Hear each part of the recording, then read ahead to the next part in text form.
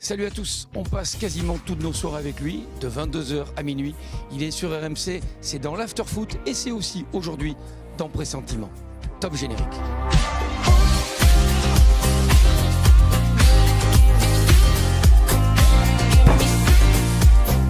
Bonjour Gilbert. Salut Eric. Il reste voix, rien que la voix, t'as l'impression qu'il est 22h, alors que pas du tout.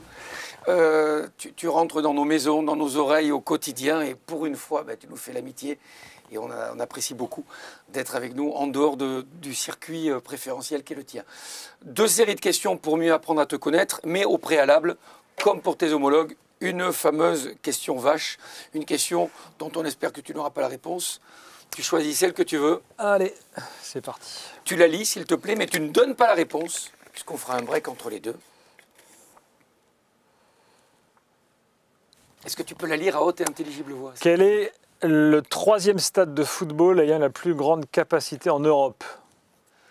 Je te laisse réfléchir. Nous, on fait une pause et on se retrouve avec la première série de questions de Gilbert Bribois, d'RMC et surtout de l'Afterfoot. A tout de suite.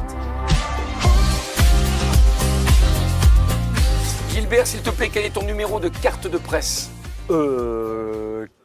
86 280 quelque chose. C'est ton truc là, la carte de presse, hein? Je m'en fous complètement. C'est bien, ça va être pragmatique. Bon, je te pose une question, mais pour ceux qui t'écoutent, tout le monde connaît la réponse. Est-ce que tu supportes un club en France? Et si oui, lequel? Le plus grand club du monde, le Racing Club de Strasbourg. Bon. Est-ce que tu as dans ton métier, est-ce que tu as eu un mentor ou est-ce que c'est un événement sportif qui t'a donné envie de faire ton métier? Non, moi je suis pas trop mentor, moi j'ai pas d'idole ou j'ai pas de modèle absolu. Bon, il y a des gens que j'aime bien ou que j'aime beaucoup, mais non, moi ce qui m'a donné envie de faire ce métier, c'est le goût de l'info, le goût des voyages, le goût du sport. Voilà, c'est plus un ensemble d'éléments qui fait que je me sens bien dans cet univers-là. Tu as mis le voyage en 2e position parce que c'est quelque chose. Oui, parce que pour moi, le journalisme, c'est aller sur le terrain. C'est l'investigation. Pour aller sur le terrain, il faut se déplacer. Voilà, donc effectivement, moi, ça faisait partie de quand j'ai démarré, ça faisait partie de mes motivations. Je voulais surtout pas être quelqu'un de sédentaire. Et pourtant, aujourd'hui, je suis totalement sédentaire, donc c'est un échec total. Est-ce que tu peux nous raconter ta première fois à l'échelle professionnelle? Est-ce que tu as un souvenir fort de ta première fois à l'antenne? Oui et non, je ne saurais pas dire la toute première fois. Ça, c'est chez le Mas. Ça y est, si, la toute première fois, je l'ai. C'était, à l'époque, je travaillais, j'étais stagiaire, je ne travaillais pas vraiment, j'étais stagiaire, à Radio Nostalgie, à Grenoble.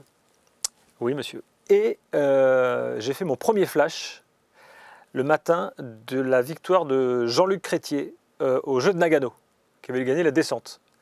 Et c'était donc à 14 février, Nagano c'est 98. Voilà, 14 février, donc voilà, donc finalement je peux... Donc 14 février 98, le matin, les flashs du matin, et il venait de gagner dans la nuit la descente olympique. Et donc j'ai démarré le flash, donc c'était un événement sportif, donc ça c'est le hasard, ça aurait pu être autre chose. Et voilà. C'est la question que j'ai te poser, est-ce que tu as donné une valeur ajoutée parce que c'était du sport? Moi du coup ouais, j'étais comme un fou parce que c'était du sport, et puis moi j'aime bien aussi le ski, donc... Je ne sais pas quel sport tu n'aimes pas, puisque les JO c'est ton truc. Moi j'aime tous les sports, ouais. Y a pas de... Le foot au-dessus quand même un peu ou pas? Ouais, j'adore le foot, ouais. Moi quand j'étais gamin, j'allais au stade, à Strasbourg en l'occurrence. Tu joues toujours? Je joue toujours, comme un vieux de 44 ans, mais j'essaye de courir un peu. Et tu cours toujours? Je cours, oui, je fais pas mal de choses. Ouais. Et accessoirement une émission de 2 heures le soir? Voilà. Pas tout le temps?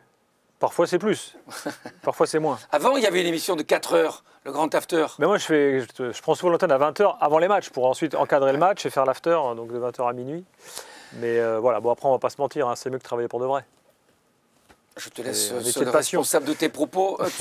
Tu as une amplitude horaire, j'allais dire colossale, tout au moins importante. Est-ce que tu te souviens de ta plus grande bourde à l'antenne? Si tu en as fait une, et si une qui t'a marqué, une qui t'aurait pu te traumatiser? La plus grande bourde à l'antenne, non, je dirais que j'en fais plein de petites à peu près tous les jours. Parce que de toute façon, quand on est en direct et que toujours on réagit par rapport à ce que disent les auditeurs, donc des fois on fait des débats qui ne sont pas prévus au départ, et puis les matchs, moi j'enchaîne je suis à l'antenne pendant les matchs et après j'enchaîne l'after. Donc j'ai 10 secondes entre la fin du match et le début de l'after. Donc ça veut dire qu'on est en permanence dans l'adaptation. Donc on n'a pas la science infuse surtout.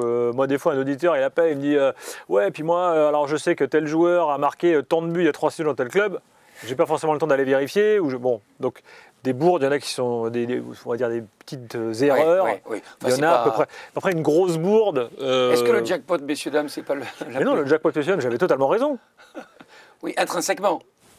Tirage au sort de la Coupe du Monde 2010. On tombe sur l'Afrique du Sud, qui est objectivement nulle. L'Uruguay, qui à l'époque n'était pas allé jusqu'en demi-finale, donc bon, voilà. Et le Mexique. C'était le jackpot.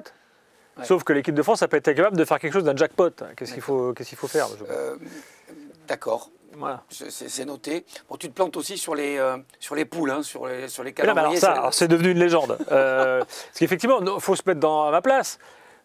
On est en direct. Par exemple, soirée de Coupe d'Europe. Donc tu as, on va dire, allez, prenons les tours préliminaires de Coupe d'Europe. Donc tu as, je sais pas, peut-être 16 matchs en même temps. Et à la fin, on veut tout donner, donc on veut donner tous les résultats. Et on veut essayer d'être le plus informatif. Donc j'ai dit, bon, voilà, on a déjà une idée des chapeaux. Sauf que moi, je suis à l'antenne, je dois gérer mes fous furieux dans l'after autour de moi. J'ai mon producteur qui me parle, je gère les auditeurs. Et en plus, il faudrait que je ne me trompe pas dans les chapeaux. Non mais s'il vous plaît. Il faut que tu délègues. Voilà, non mais... Il faut que tu délègues. Quel événement sportif que tu as vécu t'a ému au point de te filer des frissons, pourquoi pas de te faire pleurer ou d'avoir une exaltation comme tu n'en as pas trouvé au niveau professionnel oui, ou, oui. Moi, j'ai toujours adoré les Jeux Olympiques, parce que ça, c'est un grand truc, j'adore ça. T'en as fait combien? T'en as couvert combien? Sydney, Athènes, Londres et Rio, donc 4. Et puis les Jeux d'hiver aussi, j'étais aux Jeux de Sochi. Et en fait, j'adore les cérémonies d'ouverture. Alors ça peut paraître un peu... Ça dure 2 ans et demi. Mais moi, j'adore ça. Et moi, c'est mon moment, voilà, j'adore ça. Et à la limite, tout le sport qui vient après pendant 15 jours, c'est bien, hein, c'est super. Mais c'est mon moment, voilà. Et j'adore ça parce qu'il y a plein de trucs que j'aime bien. La géographie, la politique, le sport, tout mêlé et tout. Donc j'adore ça. Et il y a un moment, et donc moi je trouve ça très émouvant par ailleurs, à plein d'égards. Et notamment, je me rappelle de Sydney, parce que moi j'habitais à cette époque-là, j'ai habité en Australie pendant presque 2 ans là, au moment des Jeux de Sydney. Et donc j'étais installé sur place plusieurs mois avant. Et donc je bossais sur les Jeux, la préparation et tout. Et arrive la cérémonie d'ouverture avec plein de symboliques à l'époque, Cathy Freeman, les aborigènes et tout. C'était une très belle cérémonie. Donc c'est on va dire ce moment-là qui était... D'accord.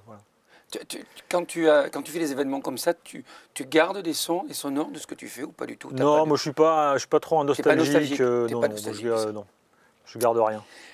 Quel sportif t'a fait faire ou te ferait faire des kilomètres, prendre ta voiture, tu sais qu'il y a un tel qui va jouer, pas forcément dans le foot, on est d'accord là. Pour le voir en action ou pour discuter avec lui? Oui, alors c'est pas pareil. Oui, alors effectivement, en qualité de journaliste, on pourrait penser que c'est pour avoir un échange. Mais ouais. alors faisons, allez, on va dire que c'est une question bicéphale. Dans un cadre professionnel et dans un cadre humain que tu aimerais découvrir plus. Alors, moi, j'adorerais passer une soirée avec Thierry Henry pour parler foot. Je l'ai déjà fait une fois et le type est hallucinant. Il connaît tout sur le foot, il paraît. Non, mais c'est pas ça, c'est pire que ça. C'est-à-dire que le mec est habité. Donc, il est capable de te raconter des choses, il a une vision incroyable du... Moi, j'adore. Voilà. Je mets le joueur... alors, comme j'ai dit tout à l'heure, j'ai pas non plus d'idole, c'est pas non plus, j'idolâtre pas Thierry Henry. Mais j'aimerais bien pouvoir passer une soirée avec lui pour parler de plein de sujets de foot. Comment il voit aujourd'hui la stratégie du PSG, par exemple, l'évolution de tel joueur. La Monaco, ça a foiré, mais on lui a pas laissé beaucoup de temps. Moi, je suis convaincu qu'il va devenir un grand entraîneur, c'est sûr. Voilà, ça, j'aimerais bien, faire ça avec lui. Et puis après, me déplacer. Alors si, il y a un truc que j'aimerais bien faire, c'est aller au Kenya, courir avec Kipchoge. Kipchoge, c'est qui? Kipchoge, c'est le meilleur marathonien du moment, qui va peut-être bientôt faire un marathon en moins de 2 heures. Et ne serait-ce que même courir une demi-heure avec lui, ça doit être un truc extraordinaire. Voilà. C'est passionnant. Voilà. Bon. Mais non, mais c'est super intéressant. Est-ce que la question qu'on a posée tout à l'heure, qui était la question vache, est passionnante? J'en suis pas certain. Toujours est-il que dans quelques instants, on va découvrir la réponse de monsieur Gilbert Bribois. À tout de suite.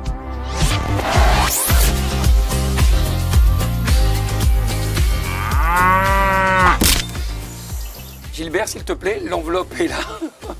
Est-ce que tu peux nous redonner et la question et ta réponse? Quel est le 3e stade de football ayant la plus grande capacité en Europe? Alors, dans l'ordre. Je pense que celui de Barcelone doit être le plus grand. Oui. Logiquement. C'est une bonne réponse. Attention parce qu'il y a des nouveaux stades là. Parce que le nouveau stade à Moscou là, il est gigantesque. Oui, mais il est pendant la pas... Coupe du Monde. En 2.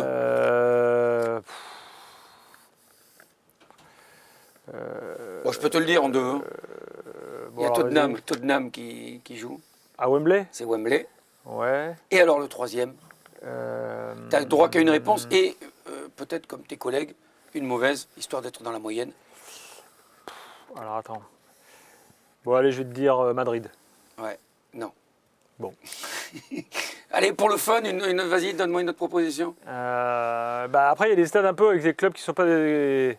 Ah, c'est un top club. C'est un top club? Ouais, c'est un top club. C'est un top club. C'est un top club. Alors, quand je dis top club, c'est top 2 de son pays et je te donne un gros indice. Bon, Manchester alors.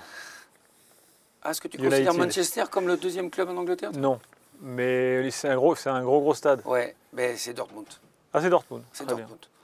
Tu vois, j'ai hésité avec Berlin, parce que Berlin, le stade est gigantesque. Oui. Mais en fait, ça se joue avec le Stade de France, avec Madrid, avec San Siro, à 200 places près. Voilà. Mais c'était histoire de... C'était impossible à trouver. Mais c'est pour ça qu'on t'a posé la question.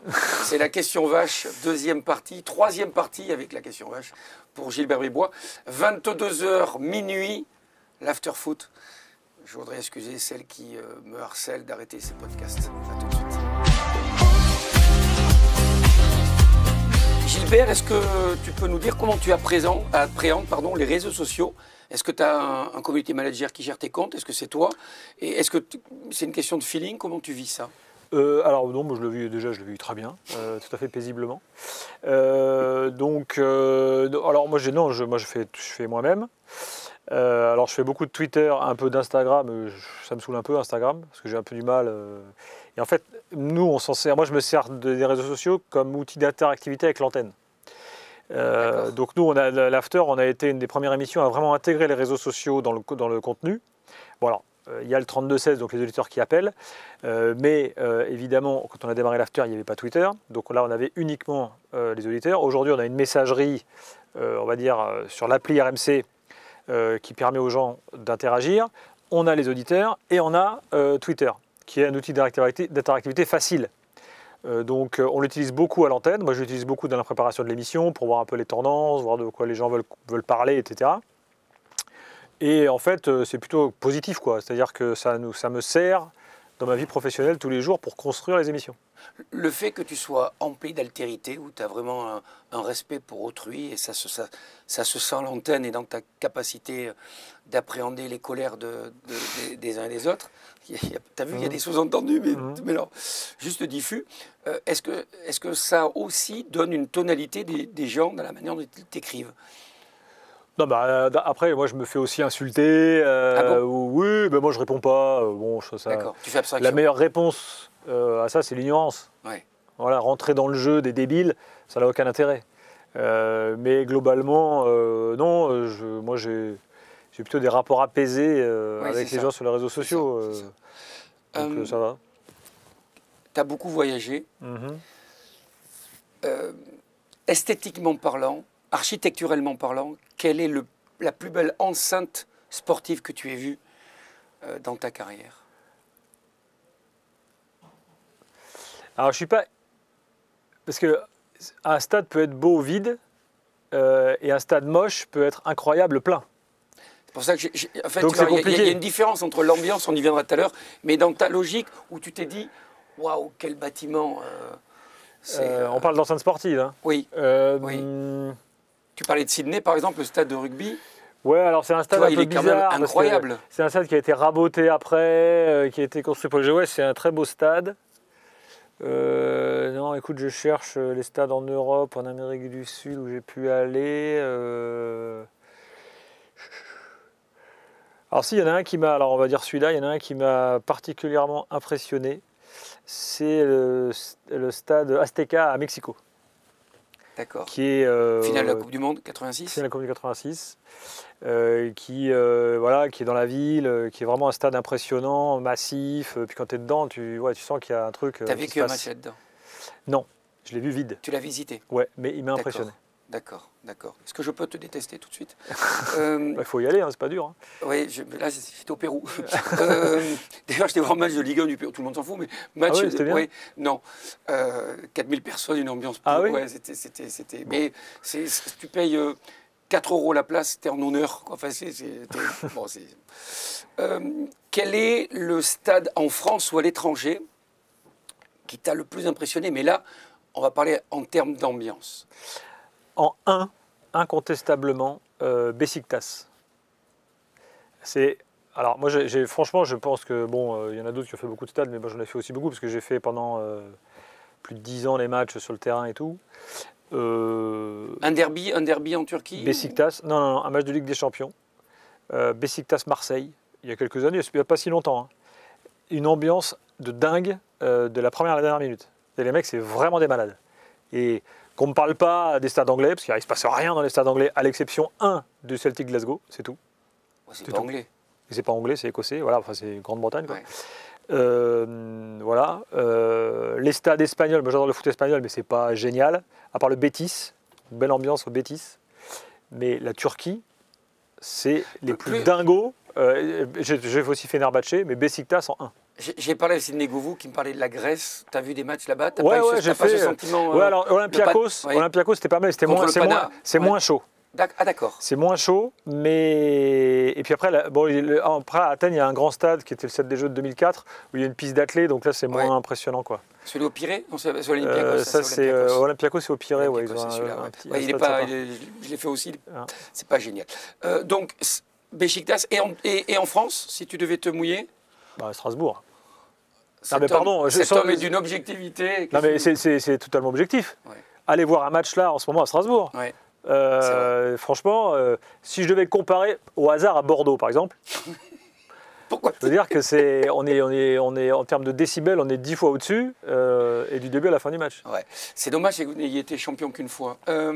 Quand retentit la Marseillaise dans un stade, bon, je connais ton point de vue pour t'écouter souvent, mais dans un cadre professionnel, est-ce qu'il y a une distance, tu mets une distance par rapport à cette partie-là que je vais qualifier d'événementiel, je mets des guillemets, ou est-ce que tu vis ça comme un moment solennel? Non, moi je ne suis pas attaché à ça, moi.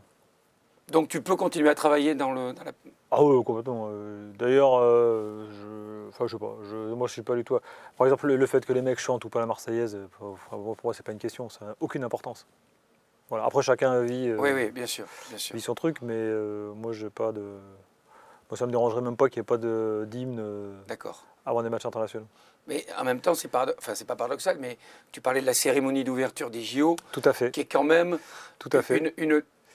allez, on met en exergue ce qui est propre à notre pays. Oui, mais là, la différence, c'est que là, tu as le monde entier qui est là. Oui, mais tu ne peux pas faire un match avec 25 équipes en même temps. On est d'accord.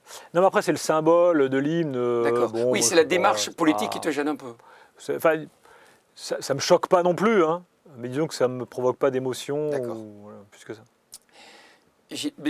J'en bafouille encore. Gilbert, merci. Je suis super content que tu sois là, mais il nous reste une question, celle qui va nous faire 1h30 là-dessus. Quid du VAR ou de la VAR? Vraiment qu'on parte là-dessus? Non, mais c'est risqué. Hein. Je sais, écoute, il faut que tu nous... Essaye de synthétiser. Voilà, tu as le top horaire, il faut que tu nous donnes ton sentiment qui fait que ce que tu penses fait foi. Bon, je vais essayer d'être concis et efficace. Préambule. L'image n'est pas la vérité. L'image que vous voyez, l'image que les arbitres voient, n'est pas la vérité. Une image, quand elle est prise à droite, à gauche, en face ou derrière, ce n'est pas la vérité. On est d'accord sur ce premier point? C'est une perception. Voilà. Deuxième chose, quand vous regardez un match de foot à la télé, vous ne regardez pas un match de foot, vous regardez le match de foot que le réalisateur a choisi de montrer. Il faut toujours avoir ça en Ça, tête. tu le dis souvent à l'antenne. Et oui, quand on est au stade, on ne voit pas le même match. Bon. Une fois qu'on a ce prérequis, déjà, il y a problème avec la VAR, parce qu'on constate que finalement, il ne peut pas y avoir de vérité absolue avec une image. Ensuite, comment est-il possible aujourd'hui d'arbitrer le football avec des images au ralenti? On ne peut pas arbitrer le football au ralenti. Vous prenez l'image au ralenti, il y a tout le temps faute. Il y a tout le temps faute au ralenti. Un contact, mais un contact à vitesse réelle, c'est une faute? Non. Une main, c'est pas forcément une faute, une main. Tu penses à Kimpembe, par exemple? Par exemple. Enfin, il y a tellement de cas qui fait que en fait, la vidéo fout le bordel, clairement. Alors, ça sécurise les arbitres parce qu'ils peuvent se défausser tranquillement sur la vidéo. Les joueurs, eux, ils se disent « Ah ben nous, c'est bien, ça fait un outil en plus pour qu'en gros, on ne se fasse pas arnaquer. » Ils se rendent compte au fur et à mesure que l'outil ne résout absolument rien. Voilà. Bon, moi, en plus, les cas qui sont analysés avec la vidéo, pardon, c'est inadapté. On a encore vu dans un match de Ligue 1 récemment, là, on remonte 1 minute avant le but pour voir s'il y avait faute. Je veux dire, demain, il y a une phase de jeu qui dure 3 minutes, on fait quoi? On revoit les 3 minutes, et puis si jamais il y a une faute 2 minutes 30 avant, on va remonter T'avais avant. dit concis, hein. Voilà. Moi, je peux te décortiquer chaque cas. Je veux dire, pour moi, c'est inapplicable. Et en plus, pour conclure, c'est la porte ouverte à un changement de règle. Voilà. Aujourd'hui, à chaque fois, la vidéo, c'est 2 minutes, 3 minutes. Et on fait quoi? Donc bientôt, tu vas voir qu'on va vouloir nous mettre des pubs pendant les arrêts vidéo. Et on fera quoi bientôt? Des tiers-temps, des quarts-temps au foot? Non, c'est insupportable. Donc il faut arrêter cette connerie au plus vite. D'ailleurs, vous remarquerez qu'il y a de plus en plus de contres. On accueille dans les anti-vidéos depuis quelques jours Bruno Genesio, on est ravis de l'accueillir. Voilà, qui rejoint Michel Platini, Giroud, Vicage Dorasso, plein de joueurs de Ligue 1. Tiens, Dimitri Liénard de Strasbourg, avec qui j'en ai parlé il n'y a pas longtemps. Voilà.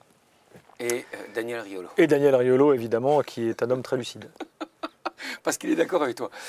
Gilbert Bribois est dans Pressentiment et également sur RMC, bien sûr, entre autres, entre 22h et minuit, dans l'Afterfoot. Merci Gilbert. Merci Eric. Salut.